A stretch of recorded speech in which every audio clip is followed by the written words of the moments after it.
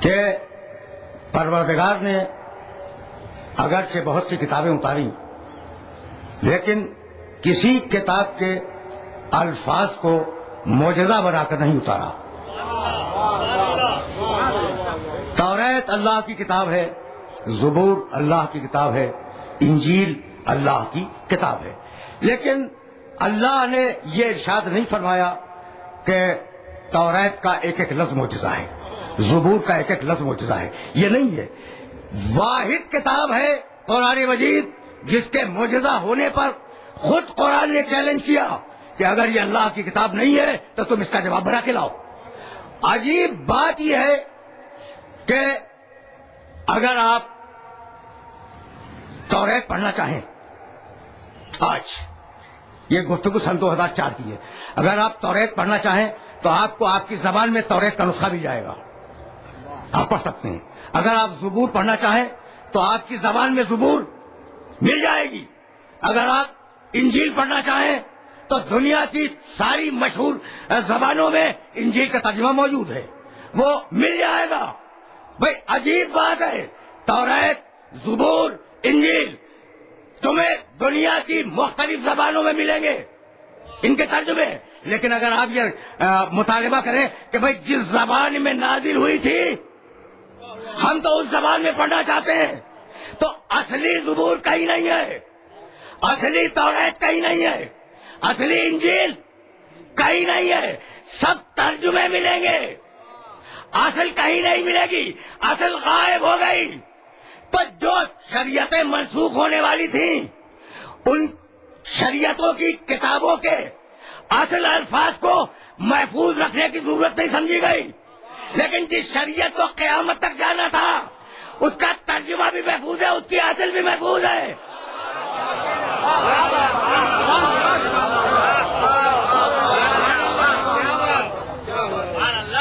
دیکھ رہے ہو نا، یعنی میں چیلنج کر رہا ہوں، عبرانی میں اگر انجیل نازل ہوئی تو آج عبرانی میں انجیل کا کوئی نسخہ موجود نہیں ہے، انگریزی میں مل جائے گا، فارسی میں ملے گا، عربی میں ملے گا، اردو میں ملے گا۔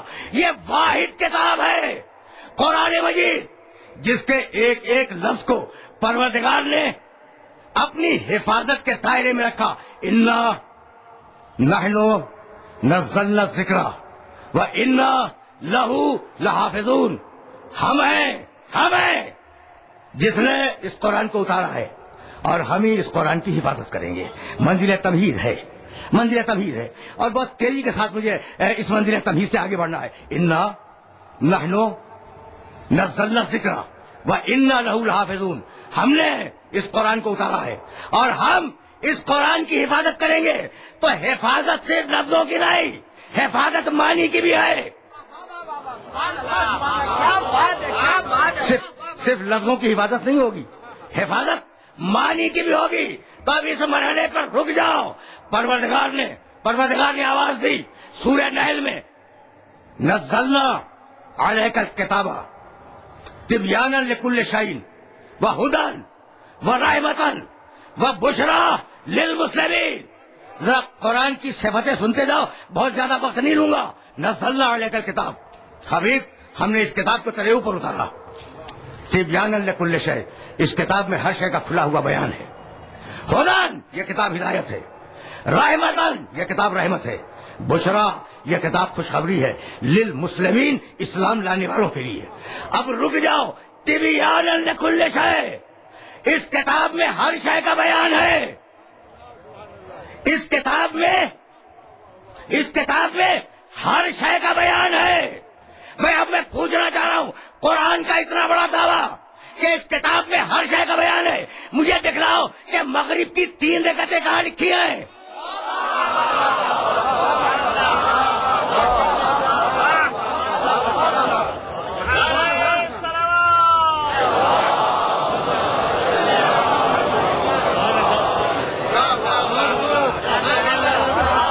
بھائی سوال ہے نا کہ جب کہہ رہا ہے کہ تبیانا لکل شیء، اس کتاب میں ہر شے کا کھلا ہوا بیان ہے، تو تم سے پوچھ رہا ہوں کہ بھائی قرآن کا دعویٰ اگر صحیح ہے تو مغرب کی 3 رکعتیں کہاں لکھی ہیں؟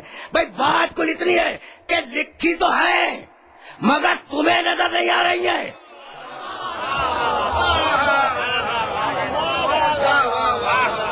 میں نوجوان دوستوں کے ایک جملہ ہدیہ کر کے آگے بڑھوں، اس لیے کہ یہ تو سلسلے فکر ہے اور مسلسل گفتگو آگے بڑھے گی. میں جامن کے درخت کی ایک گٹھلی، اس کا ایک بیج، اس کا تخم اپنی ہتھیلی پہ رکھوں اور اس کے اندر میں کہوں کہ مجھے پورا درخت نظر آ رہا ہے، تو تم انکار کرو گے؟ بھائی بہت توجہ رہے. نہیں، میں لفظ بدل دوں. بھائی میں نے جامن کی گٹھلی رکھی اور رکھنے کے بعد کہا اس میں پورا درخت ہے، پورا درخت ہے. تو دیکھنے میں تو گٹھلی نظر آ رہی ہے، پورا درخت تو ہے نہیں، لیکن جب نکلے گا تو پورا درخت نظر آ جائے گا. بھائی سنتے چلو، سنتے چلو.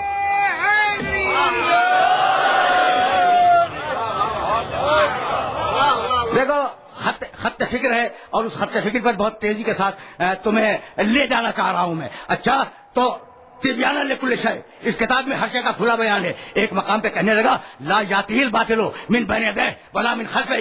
ہم نے یہ کتاب اتنی مضبوط بنائی ہے کہ اگر کوئی حملہ کرنا چاہے، توجہ رکھنا، لیکن بڑے نازک مرحلوں سے گزار رہا ہوں، اگر کوئی حملہ کرنا چاہے تو نہ قرآن پر سامنے سے حملہ ہو سکتا ہے، نہ قرآن پر پس پشت سے حملہ ہو سکتا ہے. یعنی اتنی مضبوط ایسا قہرا ہے یہ قرآن مجید کہ نہ اس پر تم سامنے سے حملہ کر سکتے ہو نہ پیچھے سے حملہ کر سکتے ہو. بھائی رک جاؤ، اسی لیے تو اللہ نے قرآن کو میزان ہدایت بنایا.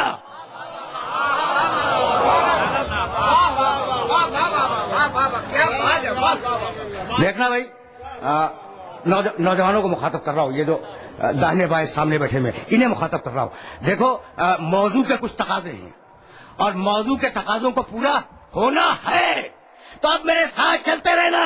بھائی قرآن ہے میزان ہدایت. بھائی رکے رہو، اس لیے کہ بڑے نازک مرحلے سے گزار رہا ہوں. قرآن ہے میزان ہدایت. اب اگر کبھی قرآن ہی پہ حملہ ہو جائے تو کیا ہو؟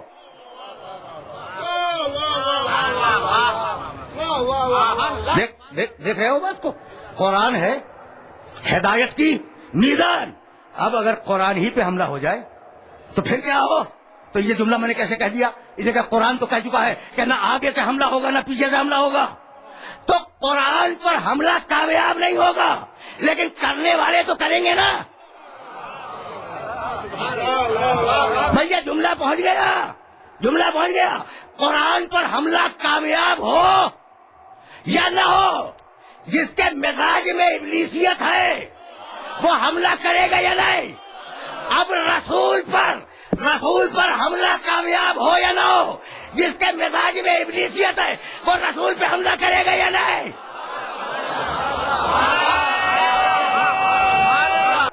اتفاق سے میری زبان پہ یہ جملہ آ گیا، جس کے مزاج میں ابلیسیت ہو. بھائی سمجھتے ہو ابلیسیت کیا ہے؟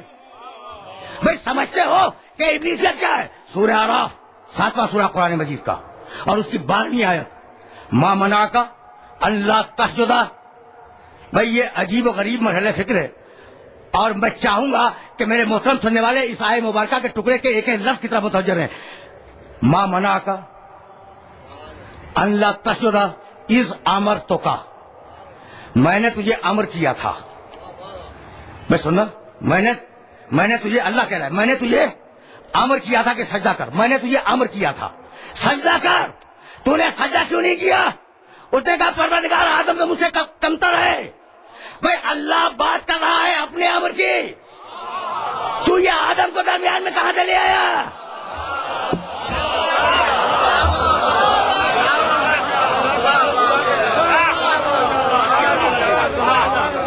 بھائی عجیب بات ہے یا نہیں؟ عجیب بات ہے. ما منعک اللہ تسجد اذ امرتک، میں نے تجھے امر کیا تھا.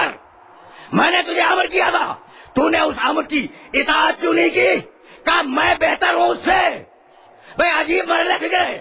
اللہ بات کر رہا ہے امر کی، ابلیس بات کر رہا ہے اپنی.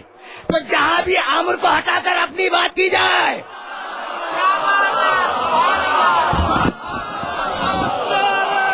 عجیب ہے.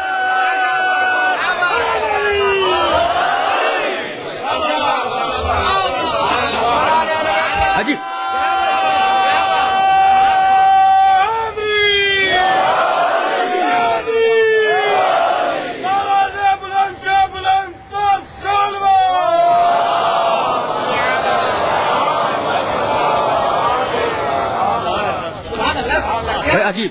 عجیب مرحلہ فکر ہے نا، جہاں انسان امر سے ہٹا کر بات کو اپنے تک لے جائے وہاں ابلیسیت ہے. بھائی امر کیا ہے؟ اللہ. اب بہت زیادہ وقت نہیں ہے میرے پاس. اللہ لہ الخلق والامر تبارک اللہ رب العالمین. آگاہ ہو جاؤ کہ امر کا پورا کنٹرول اللہ کے پاس ہے. امر میں کسی کو دخل دینے کا حق نہیں ہے. کیا کمال کی آیت ہے. یہ آیتیں اگر ذہن میں محفوظ ہو گئیں تو میں سمجھوں گا کہ میری آج کی محنت سوارت ہے. اللہ لہ الخلق والامر. آگاہ ہو جاؤ کہ خالق بھی وہی ہے، عامر بھی وہی ہے. یہ عامر کا لفظ تو تم جانتے ہو نا، اسی سے نکلا ہے عامریت. تو جب عامر وہ ہے تو کسی کو عامریت کا حق نہیں ہے.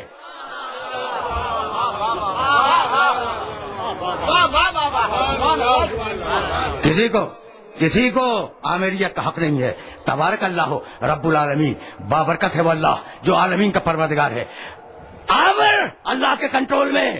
ارب آوازی لو ان قرآن سیرت بہ الجبال او قطعت بہ الارض او کلم بہ الموتى بل للہ الامر جميعا.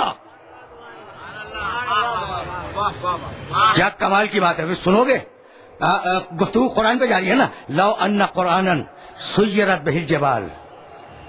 میں سننا، یہ وہ قرآن ہے کہ اس کے ذریعے پہاڑوں کو ہٹایا جا سکتا ہے. یہ وہ قرآن ہے اگر کنٹرول میں آ جائے. دیکھو کنٹرول میں آنے والی چیز نہیں ہے.